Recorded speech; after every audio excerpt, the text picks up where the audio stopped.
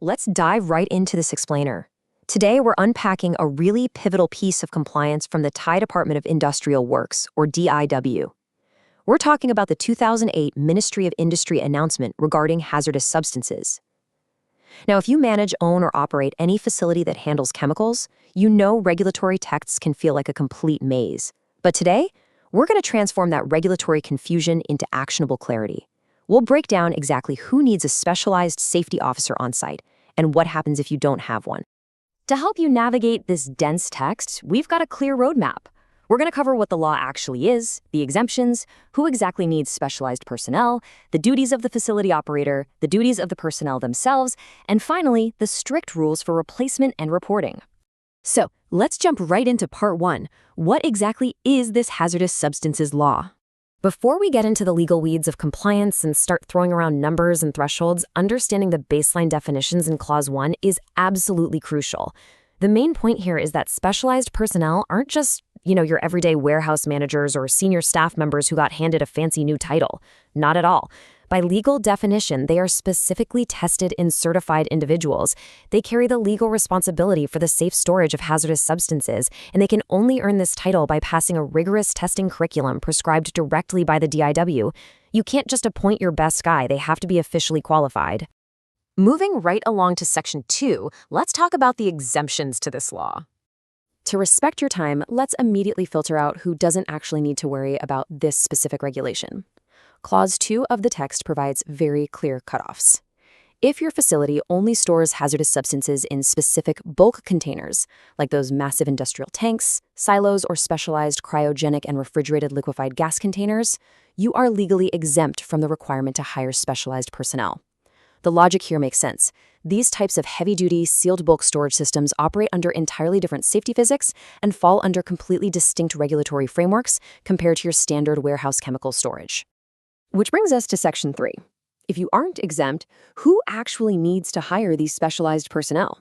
For those of you storing hazardous materials in standard packaging, drums or IBC totes within a regular warehouse, we've arrived at the real climax of this explainer, Clause 4. This clause lays out the specific thresholds that legally force your hand to hire these workers. And what's really interesting here is how it breaks down into 3 distinct triggers. And remember, you don't need to hit all of them. Hitting just one means you're subject to the law. First up is volume. If you produce, import, or export type 1, 2, or 3 substances and hit a combined volume of 1,000 metric tons a year, you need specialized personnel. Second is floor space. If you merely possess these substances, but your storage footprint hits 300 square meters or more, you need them. And third, well, this is the big one.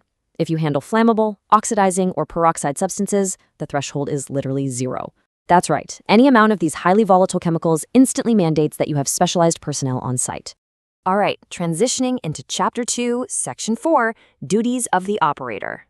So, if you hit any of those 3 thresholds we just talked about, congratulations, you're officially regulated by this announcement. According to Clauses 5.1 and 5.4, your prime directive as the operator is structural. You have to provide a completely dedicated safety expert for your specific site, and dedicated means exactly that.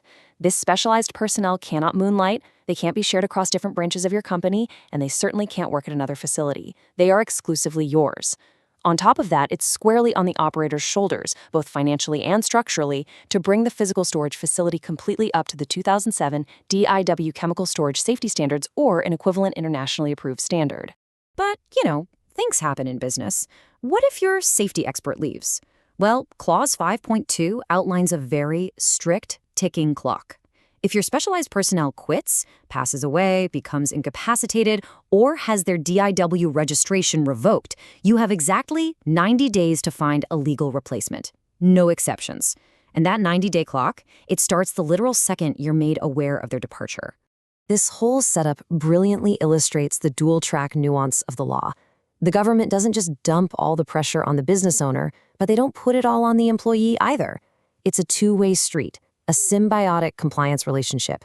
The operator provides the structural foundation, the funding for the facility upgrades, and obviously hires the personnel.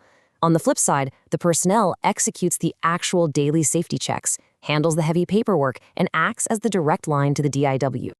And that perfectly sets up Section 5, the specific duties of the personnel. Think of Chapter 3 as a direct job description and a legal guide for what the specialized employee must physically execute on the warehouse floor. Clauses 6.1 through 6.4 legally bind them to these tasks. Their day-to-day job? Maintaining those 2007 DIW safety standards.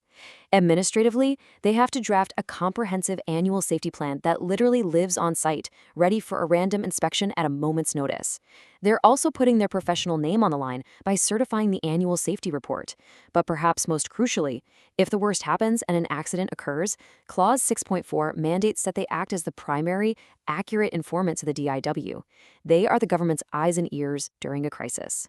Because their role is so absolutely vital to public and environmental safety, they can't just abandon their post without warning. Clause 6.5 states that before a specialized worker can legally stop performing their duties or before they resign, they have to give the DIW written notice at least 15 days in advance. This ensures the government isn't caught off guard and knows a hazardous facility is about to lose its certified safety overseer. Finally, let's wrap up with Section 6, the rules for replacement and reporting. Here is where we combine both the operators and the personnel's duties to look at the annual compliance loop. This is the paperwork engine that keeps you legally compliant year after year. Clause 5.5 outlines this strict, uncompromising yearly procedure. Step 1. The personnel drafts the safety data. Step 2. Both the operator and the personnel have to review and jointly certify the safety report. Step 3. You submit it every single year via the DIW's computer network. And listen, the law does not budge here. If the DIW computer network crashes or experiences an outage, you do not get an extension. You are legally required to submit the certified reports directly to the Department of Industrial Works in person or via hard copy. Plus, always keep a hard copy on site for those random inspections. So, as we conclude this explainer, I really want you to take a hard look at your own operations. Do you have 300 square meters of chemical storage? Do you handle even a single drum of a highly flammable or oxidizing substance? If you're nodding yes, you need to evaluate your facility against these 2008 regulations right now. Are you operating outside the law today, or is your certified safety expert keeping you in the clear? It's a massive question, and frankly, one you absolutely can't afford to leave unanswered. Thanks for joining me on this deep dive, and keep learning.